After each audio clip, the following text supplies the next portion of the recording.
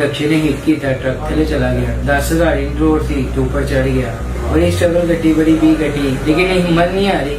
2 साल से हॉस्पिटल ही है एंड ए हिसाब चाया वो भी बड़ी मुश्किल के नाल जितने गैंगलिंग अफेक्ट कर गई थी। मैं 3 मंथ में कोमे च रहा। कुछ लोगों ने मतलब बड़ा कुछ किया मन, लेकिन दिल डिसाइड भी है कि यार मैं किसी ने कुछ कहना भी नहीं तो लोग मैंने गल्ला भी करते हैं। लेकिन मैं फिर भी अपनी मेहनत कायम रखी कि मैं मेहनत करनी, जो मर्जी है अपना काम जारी रखना है, कहना रोकना नहीं।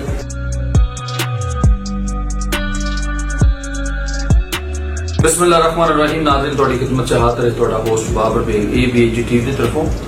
ते नाज़रीन मेरा अज का शो उन्हां अजीम पाकिस्तानी दे नाल जिन्हां नाल असीं एक कारवां लैके चल रहे हैं और अल्हम्दुलिल्लाह एक कारवां इस तरह रवां दवां रहेगा। और स्पेशली मेरा सलूट है उन्हां पाकिस्तानियों नूं ਜਿਹੜੇ ਦਿਆਰੇ ਗੈਰ ਚ बैठ के 7 ਸਮੁੰਦਰ ਪਾਰ ਆਪਣੇ ਪਾਕਿਸਤਾਨੀਆਂ ਦੀ और ਆਪਣੇ ਵਤਨ ਦੀ ਮਿੱਟੀ ਜਿਹੜੀ ਉਹਦੇ ਨਾਲ ਬਹੁਤ ਜ਼ਿਆਦਾ ਦਿਲੀ ਮੁਹੱਬਤ ਰੱਖਦੇ ਨੇ। ਤੇ ਅੱਜ ਅਸੀਂ ਜਿਹੜਾ ਸ਼ੋਅ ਤੁਹਾਨੂੰ ਦਿਖਾ ਰਹੇ ਹਾਂ ਇੱਕ ਐਸੇ ਖੁਦਦਾਰ ਨੌਜਵਾਨ ਦਾ ਕਿ ਜਿਹੜਾ ਜ਼ਿੰਦਗੀ ਦੇ ਵਿੱਚ ਆਪਣੇ ਇੱਕ ਲੱਤ ਤੋਂ ਤੇ ਹੱਥ ਤੋਂ ਬੈਠਾ